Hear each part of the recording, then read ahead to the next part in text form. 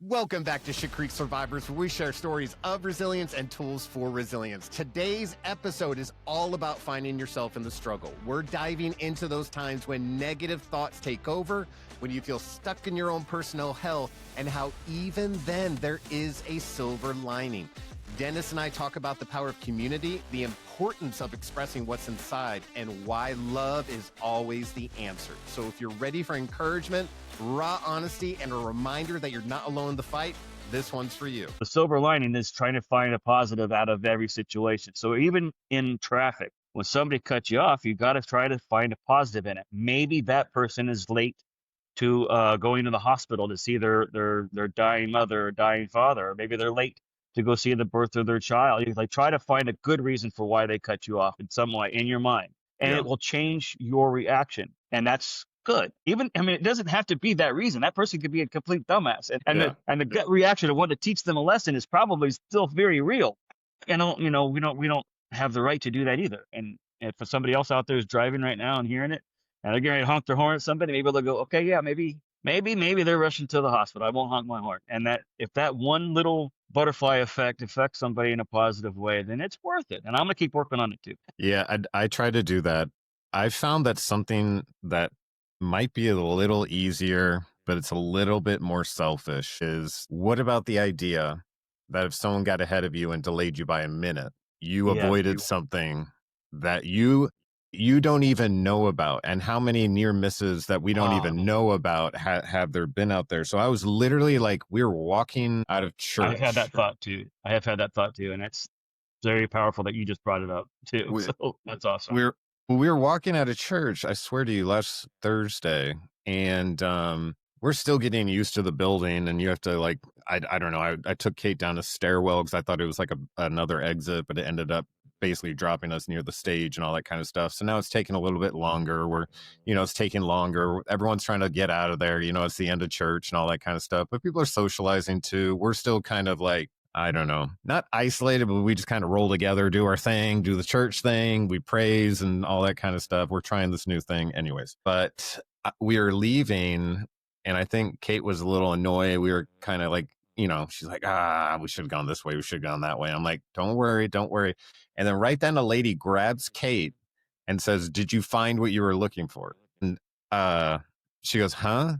She goes, oh my gosh, you're not the woman. A woman who looked just like you left something over here. And I was wondering, blah, blah, blah. This is so funny. And this lady went on for like a minute or two. And it was really funny. And in that moment, I was like, I bet this is delaying us from something. I bet God is right here, right now. And I told that to Kate when we left, and she goes, and so all we know about think about the near misses we know about in our lives. Like, let's just say me getting shot and turning at the right time, and then like all that kind of stuff. Yeah. Imagine the things we don't know about, like the footsteps in the sand kind of idea that we were like, there's things that could have, and impending, I don't know, dangers or demons or spiritual warfare that we've had no idea about, Yeah.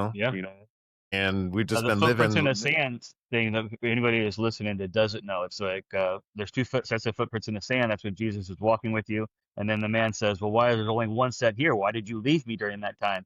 And Jesus says, "No, I didn't leave you. That's when I was carrying you. Yeah. That's why there's only one." So that's still making the positive out of negative. That's trying to spin it to a positive way. That's the silver lining. All of these things are connected. It's just different ways of saying it. And again, an easy recipe, but hard to put in practice. Yeah. I heard talking about sin. I saw a clip recently, and I actually saw it this morning, but I've seen it before. And you mentioned this gentleman. I actually don't know his whole name or anything. I think it's Johnny something. He's a Chinese guy who talks about he used to be in gangs. Oh, the gangs, yeah. Johnny Chu, I think. CHU. All tatted up. Yeah, tatted up around his neck, and and he was like deep in it, I guess. I don't know his whole story off the cuff right now, but he was explaining original sin, and he goes into jails and he talks to people, and he said that sin isn't the things we do. It's actually, it was passed down to us. Yes. And so Johnny said he didn't understand that, and he was talking to a pastor, and the pastor said, "You're Chinese, right?" And he's like, "Yeah." He goes, "So if you eat more orange chicken are you more Chinese? Or if you eat less Chinese chicken, are you less Chinese? He's like, no, that's stupid. He's like, so that's what sin is. And Johnny explained, like, sin was, at that point, he realized it's not an action, it's actually an identity. And I'm not sure if he said this next part, but something that I also heard that parallels it is that we are imperfect beings who have been told somehow in life that we need to be perfect, and an imperfect being can never be perfect. So you always create warfare within. So your life, he said, would usually go like happy, sad, happy, sad, happy, sad. You know, you're like doing your kind of thing, compared to identifying like, this is me. Yeah. And I was just looking up the name to get correct. I'm going to try to correct it when we're done with the story. I apologize. Go ahead. Yeah, no. And then I just thought it was really neat the way he was able to explain. He's like, I'm not like actually sinful for the things I've done, the things I think, or anything like that. That's not actually me. I inherited it. This is actually part of my identity. And when I try to force that or try to control everything that's going around me, chastising myself for being a sinner, I'm terrible, I got to get better. Okay, I go into church this week, I'm doing better. And then all of a sudden you do something and you crash. You're like, why? I just keep screwing up. But he identifies like, this is actually my identity. I'm not supposed to get this right. Like, so it takes the weight off his shoulders, it sounded like a little bit. Right. And that's the important part of it. Yeah. Because the weight, that's where we're our own worst enemy. That we'll keep that weight on our shoulders. We'll say, dang it, I messed up. I'm a piece of shit. I can't do this. Why am I even trying? And that's just adding more pressure to you that you don't need.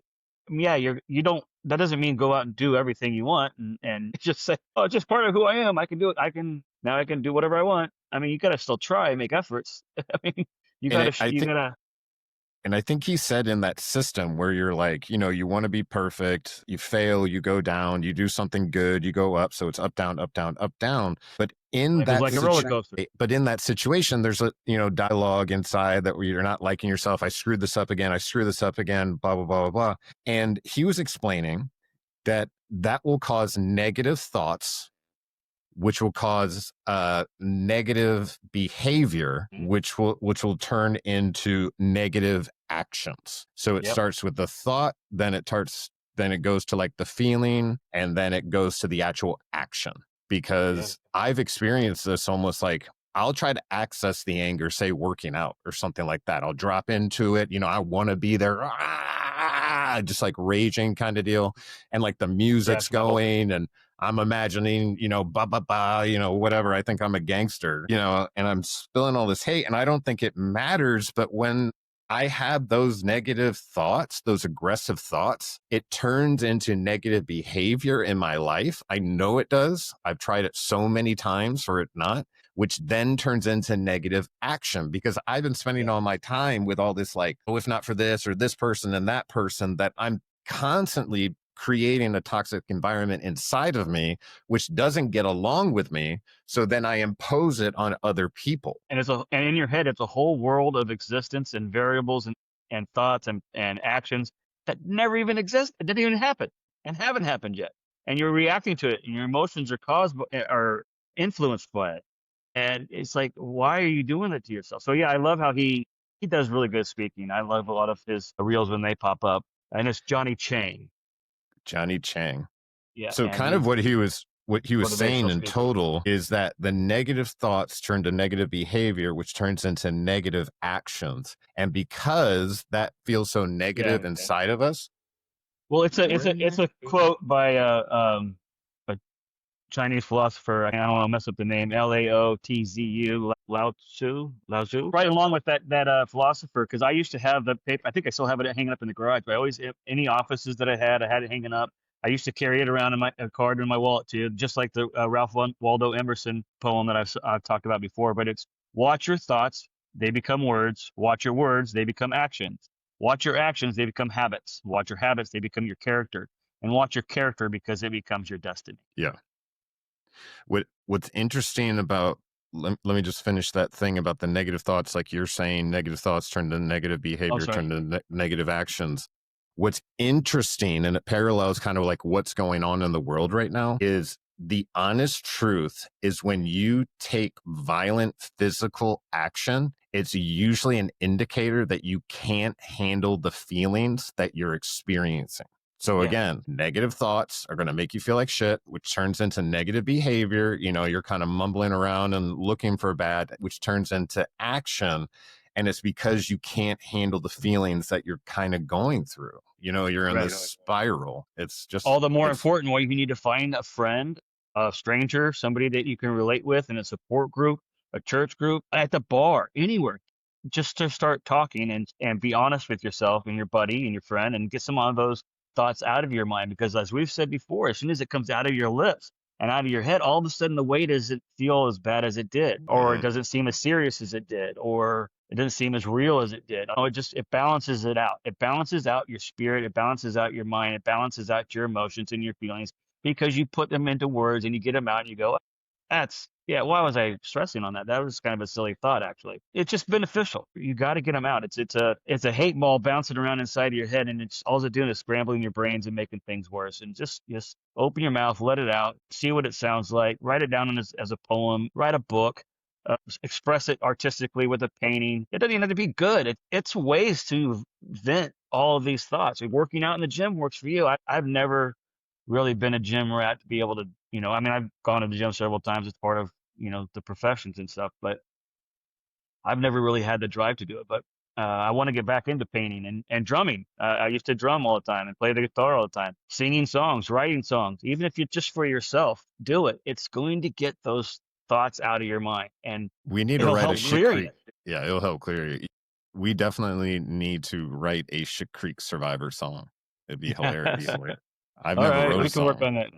and I have a Well, guitar. just I don't know how to play it, but well, give it a I'll shot. start with just like, I don't know, brainstorming on a piece of paper. What do you think that song should be about? Like some topics, and then relate a little part of a story of feelings that you had and how those feelings made you feel and how you overcame it, or what. Just kind of make it almost like a little poem or a little short story, and then we can start figuring out rhymes later.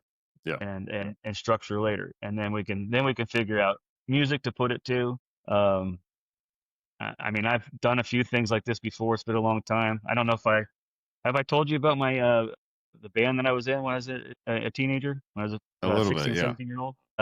Did I tell you I just found the brochure recently that I Yeah. had, Yeah. where I did the emblem of that? That's what got me kind of creative juices going, so I could do the emblems for the podcast and the Yeah. stickers and stuff. I drew all of that, but it was for you. And we wrote songs. We wrote songs and sang songs, but just playing and writing and getting your feelings out on paper, even if it's not for anybody else's ears. Writing a diary.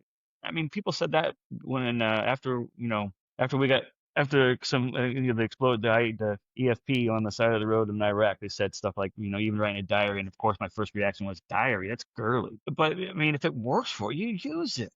Yeah. Don't let my judgmental attitude saying it's girly stop you from. Go do it. Don't And let I any also- opinions sway you from doing. Yeah.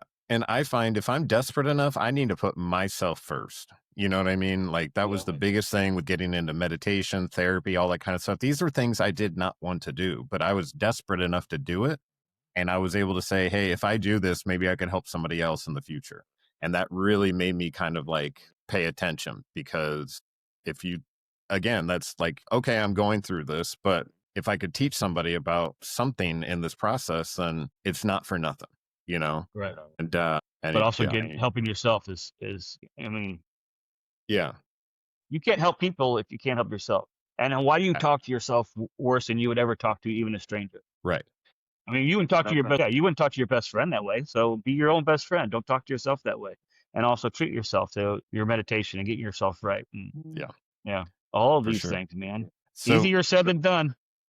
yeah, But it's so let's I mean- discuss Kathy. yes. And you went to the meeting last night? Yeah, so we recently How had was Kathy that? on. Yeah, she was a near-death experiencer, and not only did she have a near-death experience, but she had a near-hell experience. And I've shared on the podcast that I had a near-death experience that actually started with a near-hell experience, and then I ended up in heaven. And we had Kathy on, and she had a similar story. I had never even told my story to her, and then as soon as I did, she's like, yeah, that parallels this, blah, blah, blah, blah, blah. It's kind of crazy, and I've been praying about this. Like, I wish there was a way for me to like verify and all that kind of stuff. And I didn't have courage enough to do it on my own, I guess. So I was like, but I can do it for the podcast. Right. So we had her on, and she was able to tell her story with a clear face, the good parts, the bad parts. She had obviously processed, the bad parts, and she's owned it. Absolutely owned it. She used words that did a better job than I was describing the veracity of the attack and like all that kind of stuff. And anyway, so asking you shall receive. I said, Kathy, I wish there was somewhere I could go and blah, blah, blah. She goes, well, we have a meeting tomorrow. So when God put stuff in front of me right now, I'm doing my best to just be like, this isn't even about me. Like, just get out of the way and do what you're told. Yeah, because remember, when you ask for the 4, it can be 2 plus 2, but it could be 3 plus 1. It could be 5 minus 1. It could be 1 plus 3. I mean, like, there's other ways. There's so many ways to get to 4. You can't think of your way, how you would do it. You got to be open to the way God's going to give it to you. Absolutely. And that's what I'm trying to do my best, not anticipate and like know that his plan is always better than the one I'm even coming up with and praying for and sobbing about, and like all this kind of stuff. It's like, my trust keeps going up and up and up. And I was able to go to this meeting where other people were sharing their stories, which again, paralleled kind of mine. It's sort of set up like almost like an AA meeting. It's like all are welcome. We keep everything here. We don't share names outside of this meeting. We don't align with any political stuff. We don't actually align with any religious stuff, like all this kind of, so it's actually familiar to me since I go to AA meetings. And there's probably about 16 people in the meeting. And this was a meeting specifically for people who had gone through distressing situations. And it started the meeting. You kind of go around. People are talking about it. I should get the name up here really quick I think it's the website for the organization is ANDS. So Ida, Alpha, Nora, Delta, Sam. .org, and you can actually go on there, and they've got a lot of information about near-death experiences. They've got information for people who are seeking just understanding what they went through. You can come to the meeting. You don't have to be on camera. You don't even have to speak. It's an opportunity to kind of learn. And the people who have been there for a little bit, you can tell, they're talking more, just like in an AA meeting. The people who've been there for a while end up talking more and kind of like guiding it. And it was one of those awkward meetings where someone would talk, you like raise your hand on the Zoom meeting, and then someone would talk and like share, and then there'd be like a gap, and it's an hour-and-a-half meeting, and it's like a pause. So then you're waiting like in an AA meeting for someone to raise their hand and share. And I didn't think I was supposed to share. I'm just there the first time. I was trying to first meeting, like AA meeting it, where you go to the back. You know what I mean? You wear a hat, you put your head, you put your head down and you kind of feel it out and like figure out what's going on. People were sharing their stories. There was people from all over the world on that meeting, people around the world who actually go to this meeting and then they run their own meetings in the countries that they live in, like Denmark. It was just really interesting, but there's all these pauses. And then there's 2 new guys.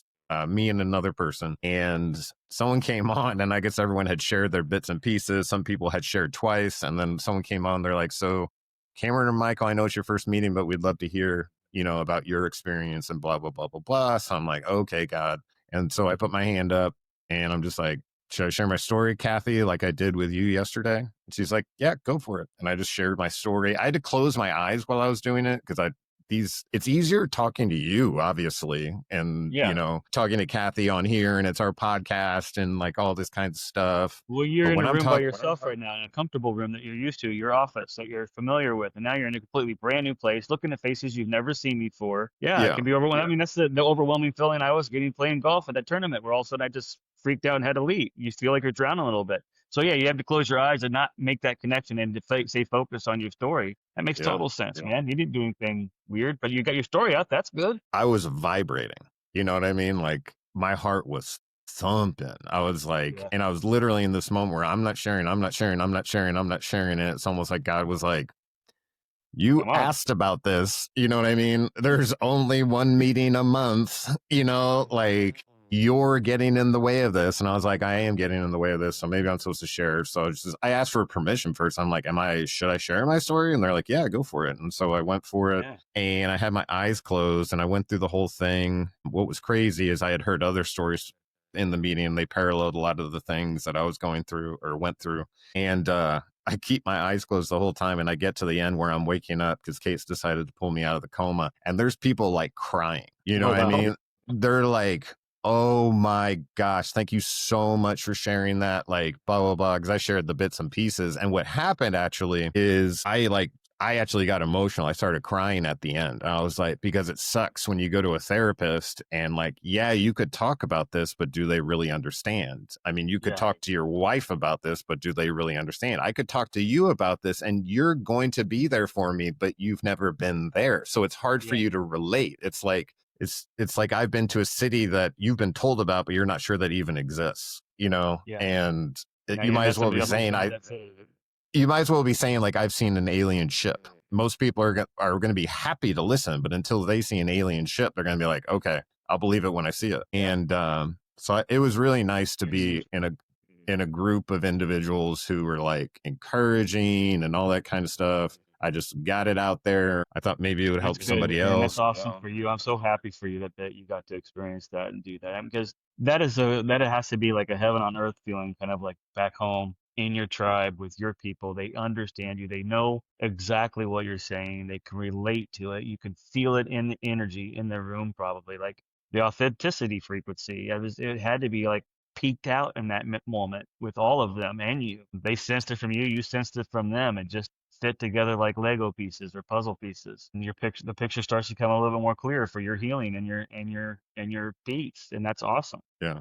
They were really discussing the idea that we create our own hell, which is a new concept to me. And Kathy kind of talked about it a little bit when she came on. She was raised Catholic, so she was given the idea at an early age that if I do something wrong, there's points against me. I'm supposed to go to church, talk to the pastor, get other points by doing a rosary, which negates it and all that kind of stuff. But it gives the idea that there is a hell, right? And they talk about the idea that hell it's more of a place that we go because the majority of the time people who end up in the space are people who believe that if they go to heaven, they'll be judged. So they actually keep themselves out of the house, if you will, because they're too afraid to go in.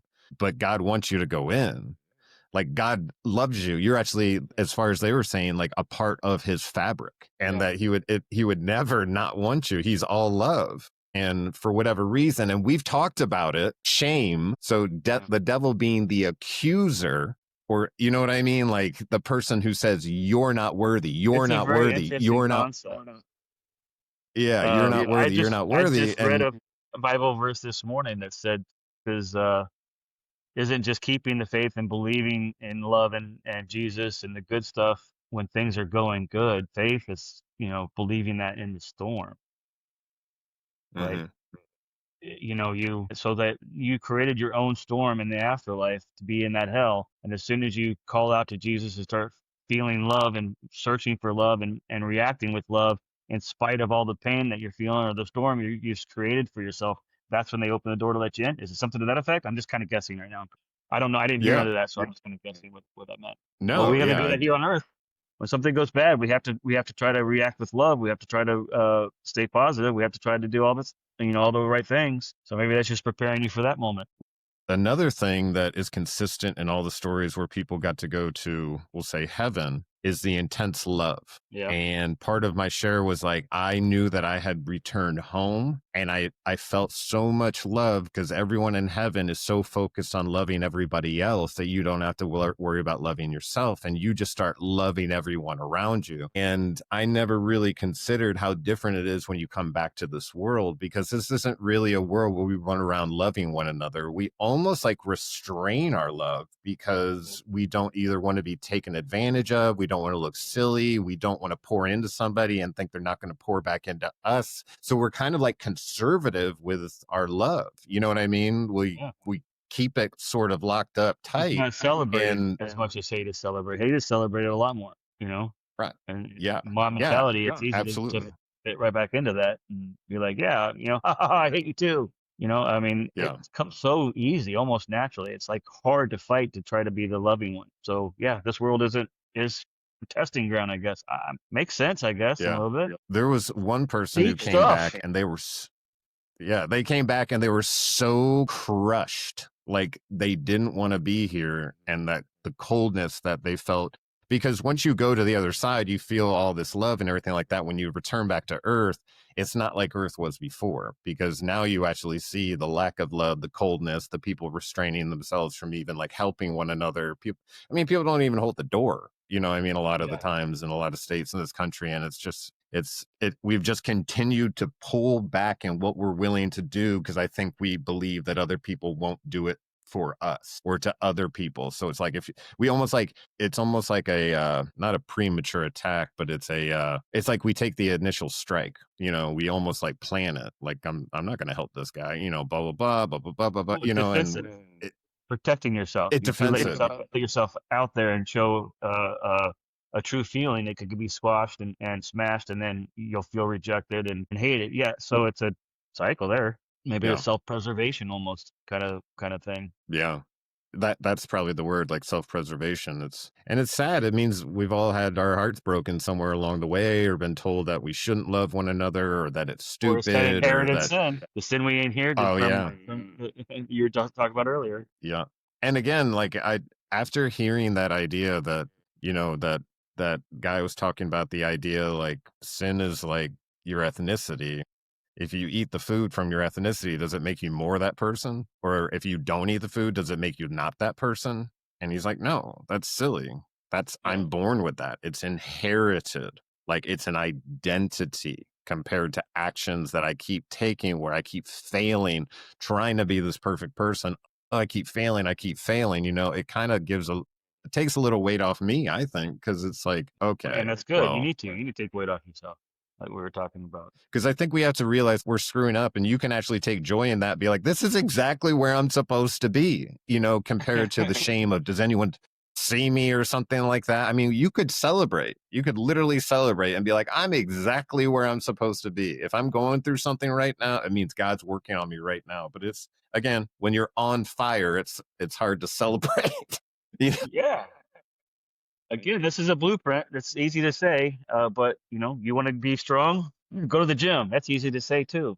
You have to go to the gym every Yeah. day. You have to have a plan of action. You have to set up your weights. You have to get, you know, more and more weights as the months go by, and you have to eat the right proteins, and you have to, you know, stretch and drink water, and a lot of stuff goes into it. It's easy to say, just go to the gym. It's easy to say, Yeah. just stay positive. You have to feed yourself with positive energy. You have to treat yourself with love, you know, be your own best friend. Don't talk to yourself so badly and poorly and judgmental. And that inner voice, somebody said, was like your soul's voice. You get to a point where you can hear each other's soul voice when you get to the other side. That means that, I don't know, people can hear those thoughts now then in heaven when you're thinking to yourself. That means that Yeah. the demons probably could too. They could insert, they're celebrating those evil thoughts because they're thriving with it. They get to be there for it. I don't know. Deep stuff, bro. Easier said than done. That's the main point. Whether you believe or not, whether you're on the fringe, whether you think we're full of it, there's truth to the idea that if you keep saying bad things to yourself, more bad things will evolve. Negativity breeds negativity. So be positive. Look for the silver lining. Try to say things out of love to yourself and then to the people around you. No matter what you believe, that'll work. I don't care if you believe in the chair as your higher power. If you love the chair and you start loving your friends and you start speaking with kindness to yourself and others, your life is going to improve. End of story. Yeah. Life is tricky. And Yeah, it seems to it's get not easy. trickier nowadays. We're always looking at someone else's yard, if you will, the other side of the fence. Mhm. So You I need try to water on stay them. off social. Yeah, I try to media as much as possible, and only use it as a tool for the show and stuff like that. If you get into, like, you could just read You like go 3 down a posts and rabbit be like, hole. Yeah. yeah, it's just like, whoa. And you can tell you don't feel well afterwards. Yeah. You know, I can literally tell I don't feel well afterwards. I'm just like, I mean, I do get into Facebook, but I'm trying to find, you know, resources and stuff like that. But I go down rabbit holes But all the that's time. You but know, that's the balance part. Once you catch yourself being out of balance a little bit, you gotta readjust it and come back into the target zone that you wanted to be in, you know? Your sector of fire, if you will. On the range card, when you make a range card in the military, you draw down where the bushes are at, where the hills are at, where the other people are at, what their sectors of fire are at. You're crossing sectors of fire. You have your primary sector fire, your secondary rate of fire, and it's all aimed at possible avenues of egress, or people could come, travel lanes. Roads are obvious, but a rock cliff would be hard for somebody to walk through. So you know that you're not going to be aiming at that rock cliff. You got to aim it over here. So once you get out of balance, you start, that's not going to do anything. You got to readjust back to your sector of fire and watch your lane, and stay balanced. And some of that is getting the shit out of your head, like we were talking about earlier. It starts to build up. It's just going to bounce around in there like a little fucking BB or pellet or marble, and it's just going to make your brain mush. Open your mouth and let it out. I have noticed since speaking with Kathy. So Kathy's interview was a little weird. So we did the interview. I had this like super high from talking to somebody who kind of understood or could validate like my story. Because for a long time I was telling my story and I had to validate it for myself. Be like, I'm going to say it because God went through it and God probably wants me to share it. If I don't want to get to heaven or wherever, and then God's like, why didn't you tell people? So it's that sort of thing. Man, I forgot where I was going. And I kind of got you off topic a little bit. I've been rambling a little bit today and interrupting you a couple times. I apologize for that in advance now too. I don't know what got into. No, you're not interrupting me at all. Anyways, yeah, that was interesting about Kathy. It was validating for you because you have an ally in your story. That's what I was saying. It was a weird day. We had the meeting, and we do the episode. I'm on a high. As soon as I get out of my office, Kate tells me that Charlie Kirk got killed on a campus or shot, and he ended up dying. So that was really weird for me. You feel very strange. I don't know if anyone can relate to this, but it was a slap in the face of negativity, right? Of being on that high of all that positivity. That's a drastic drop in pressure. And then so immediately I'm looking at it. I'm like, all right, so it looks like he got shot from the front. He's at a low position. That means someone, if they got him from far away, had to line him up, probably with a rifle, had an elevated position. They had to, since he was kind of like sucked down, and then he had the stands kind of right there. And all I could think about was like when I got shot, the scariest thing was before I knew that the guy shot me out of a sunroof, it's the idea that someone had me in a scope and was about to determine if I live or die based on their feelings. And that's so freaking scary. So unfortunately, it kind of like, and I don't want to be selfish, you know what I mean? So it's like, and then you think about, I got hit in the cheek and it went through here and all that kind of stuff. You're empathizing with the moment right then because you have a relatable experience and he got shot. I think he got shot like in the left upper chest or neck or something like that. And shit, that's not far away. I mean, we're talking 6 inches. You know what I mean? So it's like it selfishly made me go back into my thing. Like, I hate it. Do you get what I'm trying to say? I'm like, but I started getting triggered, and I'm trying to tell you, it's not selfish. It's empathy. You're feeling it, and it's validating it, and there's nothing wrong with that. Like, don't consider yourself selfish. And remembering that, like, 1 second you're there, everything is exactly how it is. Right, even right here now, sitting talking to you, everything's fine. But suddenly there can be something that happens that changes everything forever. And I remember having that anger that, I was here, and then this person took an action that I ended up here. Now, I had to take a lot of ownership of how I kind of handled it and things I was going through. And actually, I'm not even going to say I did a bad job handling it. I think I was just going through something. It was super scary. I didn't know how to handle it. I thought I was failing, but like what we talked about earlier, like what was I supposed to do? How was I? And how do I do that perfectly? And I would say you're being pretty successful. I would say you're being pretty successful at how you're dealing with it. I always look back and be like, I should have done more here. I could have done this. I could have done that. And I'm just coming more to peace with the idea, like, it happened exactly how it was supposed to. I mean, I'm like, I don't think I would feel this good. I would never feel this good without getting sober. So that's like a huge thing. Yeah. I mean, there's a lot I had to take care of, but I ended up being able to take, I took care of it. So I'm proud of that. But it's just scary when you got to take action in your life and, it's just everything's governed by fear and it looks like you're in a hole that you can't get out of. You start looking at other people's yards. You're like, I'm underground. Your backyard looks like, you've got a pool back there, all this kinds of stuff. Should I even try? You know what I mean? So you start like looking at the outside world and messing with your own head when the truth is you just like, if you're in that hole, you got to start digging out your first foothold. You know what I mean? You just got to like basically start digging in the wall. This is where I'm going to start. This is where I'm going to go. I was talking to Kate about the idea that if we were looking at the people who were selected for the Ryder Cup, and the Ryder Cup is a golf tournament that's coming up here shortly. It's when the United States plays in a 3-day event against Europe. And it's just kind of like different games, scramble, match play, best score, whatever it is. And she was mentioning, I don't recognize a lot of these names and all that kind of stuff. And what I said is these guys are the guys who towards the end of the season really pushed, and they weren't actually number one ranked like Scotty Scheffler or something like that. So during that push, if you play like I got nothing to lose, you know what I mean? I'm probably not going to make the team, but I'm just going to go out there and swing away, compared to the guy who's really good but nervous to play because he doesn't want to lose his position.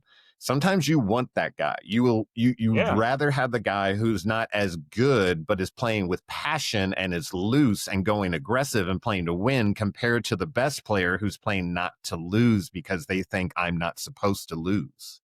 Fortune favors the bold. Fortune favors the bold. I agree. Yeah, you're taking more risks, I agree. but greater risk comes greater rewards too. I mean, it's a mindset. It's a mind game. Life is a mind game. Golf is a mind game. Everything's a mind game. Relationship, mind game.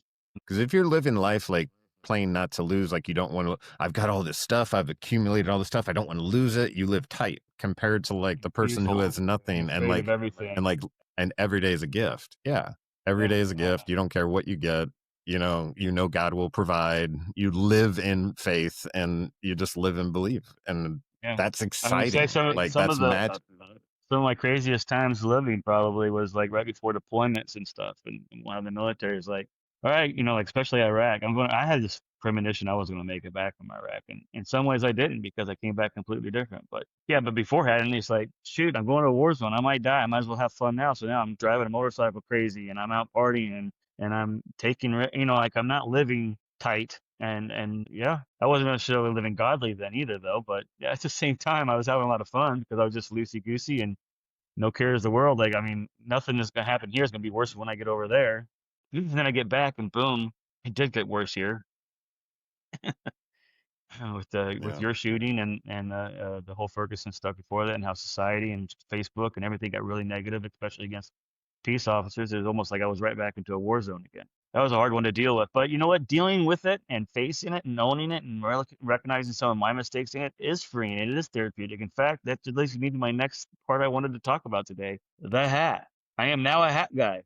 I never thought I'd be a hat guy all of my years before. You see the hat guys. I'm not trying. This is not how I feel. Well, okay, this is not how I feel. But explain it to people. Explain it to people who are listening. Explain it to people who are listening. What do you mean by the hat guy? I'm wearing a Iraq hat, a service hat. I served in Iraq war veteran hat. And then, as you know, a lot of service members, Vietnam and Korean, were always wearing the hats. And being a younger guy in the service, I was like, I'm never going to be a hat guy. I'm never going to wear one of those hats. It's like, it's too self-serving. It's calling attention to yourself. It's putting a target. And then some of those are true, but it's, it's labeling yourself. And before I thought of it as a bad label, I guess. And now, after talking about things and feeling more free from my traumas and my experiences, and opening that box that I was just, stuffing things into for 30 years, and finally opening up, I mean, I don't know. It feels like it's almost part of the healing process. Like the healing process has come around. And I'm at the VA, John Cochran, down in St. Louis, waiting for I had 2 different appointments. They were like 3 hours apart. I didn't really want to come home and then go right back. I ate at the cafeteria there. They have a really nice cafeteria. I was really impressed by that. And then I went into the gift store, and the gift store was like a mini AAFES, Armed Forces Exchange Services, like a grocery store or a Target type of thing, but usually on a military basis. And this hospital, a gift store, had like everything. It had slow cookers in it. It had, food items. It had luggage. It had jewelry. It had, shoes. It had a whole little shoes section too, where you could get tennis shoes and stuff. And I started looking at the hats, and I'm like going, I don't know, maybe I'll get one. I never thought I was going to be a hat guy, but now it feels like I want to get one. So I went ahead and got one. Now I'm a hat guy. And I think it's just part of the healing process. And I think it's a good thing overall. So for all the Vietnam vets and Korean vets that were wearing it before, if I ever gave you a dirty look or a dirty thought because I thought it was self-serving, I apologize now profusely. It was not my place to judge you on that to begin with. But now I'm a hat guy. That's awesome. It's a good looking hat for anyone who can't see it. It's a good looking hat. I like the green. And I actually I'm bought two. I proud have of you. another one too. Was there any good? Was there any part in you at all when you were buying the hat where you even like thought for a second, am I worthy or am I allowed to? Was there any of that? No, not really. I think it was more like I was just the internal struggle of I said I was never going to do this, and now I am doing it. It's going to call attention to me, and then I kind of laughed to myself, like, well, but it could call attention in a good way. So like when I have these road rage incidences, maybe somebody will go, oh, okay, shit, I get it now. I get your anger. You're a vet. I get it now. Sorry, I'll be. Maybe there brings a Yeah. positive silver lining out to them, so they'll think positively about my stupid actions. And that was just how I was joking with myself. That's what I was doing while I was waiting in line. Like, I like how this one looks. I don't like how that one looks. This one actually wasn't on the rack. It was in the box of the new hats to be put out. And I kind of like that one better. Is that one saved for somebody because it's in a box? And they're like, no, it's going to go on the rack. And I'm like, give it to me. And Yeah. one of them had like the campaign medal, an image of the campaign medal on it, ribbon with the ribbon and then the big medal. So the metal part was really big gold over on the bill. And I don't know, it's kind of distracting. And this is just a little bit more subtle. It has the ribbons, but the bar ribbon, so it doesn't have the metal part hanging down. And that's the stripe part in the middle, just the campaign ribbons. And then it says Iraq war veteran. And then on the back it says veteran. And so it's pretty Awesome. I mean, it says it, but it's not really like flashing neon lights or anything like that. So, but yeah, I know I'm worthy of it. There's no question you about are. that. I was just curious if something like that happens because I think I kind of do that. Like, am I allowed to wear police stuff? You know what I mean? And then I have to be like, no, I get to wear it. Like I was wearing my hat yesterday, my police hat yesterday, and sometimes I don't wear it because either I don't want to talk to somebody about what it means or something like that. But I don't think sometimes there's I anything have wrong with days that that like, because am I allowed to wear it? part of that's you're decompressing from your spots. You got to let some of that stuff out of your own mind, and maybe you don't want to be put back in that place in that moment and be asked about it. So there'll be days I won't wear this too for the same reason. In fact, I'm wearing it right now for the podcast because I wanted to bring it up and talk about it on the podcast, but I probably won't wear it on the podcast Awesome. the next time either. I mean, it is what it is. It is a label, but it's also something to talk about. It's also identifying with your tribe right away. Sorry.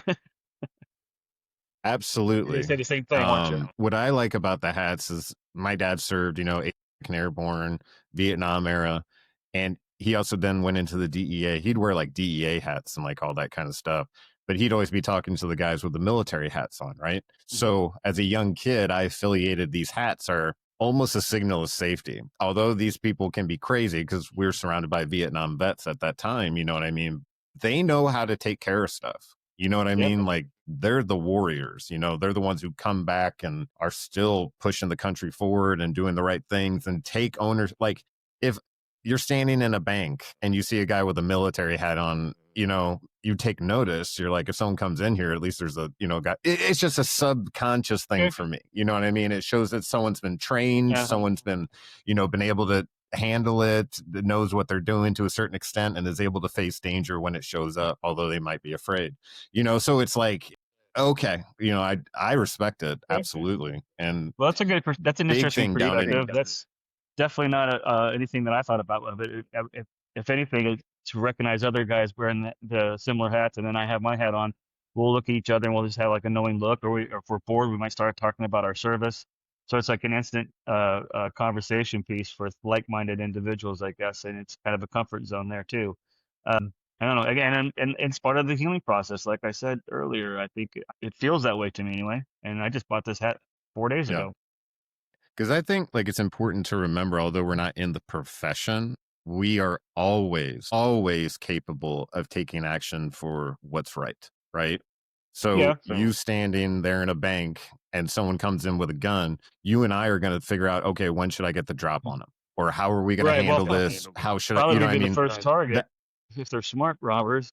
Exactly. But you're going to step forward. You know what I mean? Like that's just who we are. Because if you didn't, that's exactly. Because you couldn't live with yourself if someone else took it and then you were standing there and you're like, you would spend the rest of your life in like that. You know what I mean? It would be quite a process. I'd rather run into it, know I did everything. Exactly. And I think, again, growing up and seeing groups of guys wearing the hats together, I know that if something goes down, these guys are able to take action. Like and what's cool about Georgia is you come down here, these guys are wearing the hats every single time someone sees them, including myself, like, thank you for your service. Thank you for your service. Like in the AA meetings, guys are wearing their hats. Thank you for your service. Thank you for your service, like all over the place. And that one still makes me feel uncomfortable because inside of my heart, I guess I know while I was there, I get it and all that stuff. I just the same thing that I said before when I put off going to the VA for 15 years. There's somebody out there that deserves it more than me.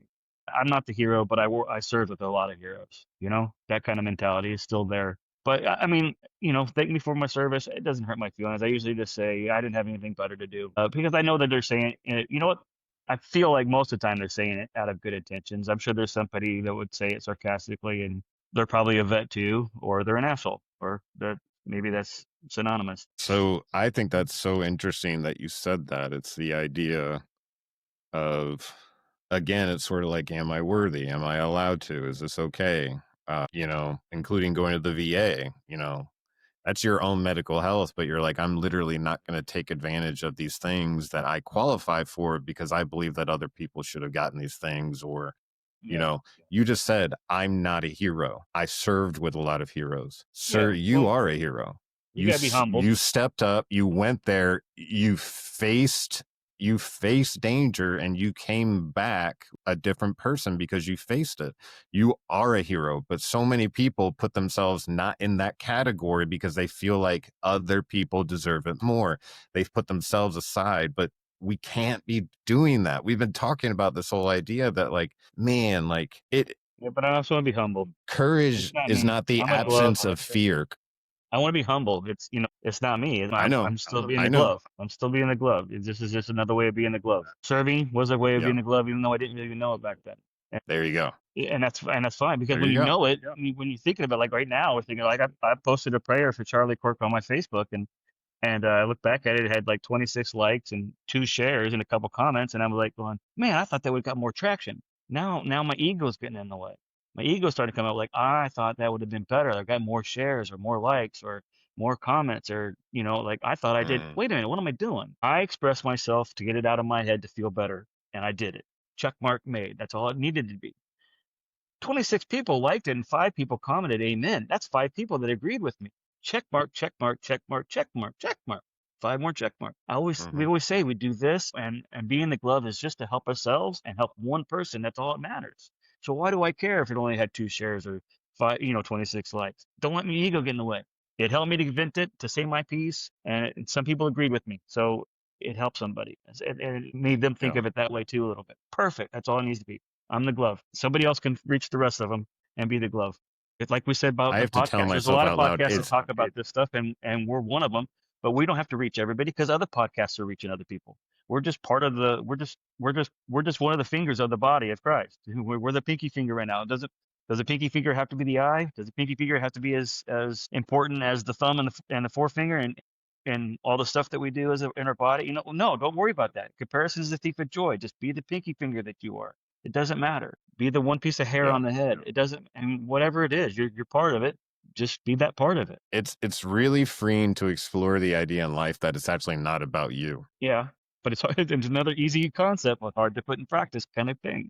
But it's true. Well, I'm doing it more and more now because, again, with the podcast, we're trying to serve, but you can get really easily conflicted with like, oh, I need to do this. I need to do this, or I want it to go this way, or this is how it should show up. And recently I've just been like, I'm just going to do whatever shows up. Kathy shows up, puts me in a meeting.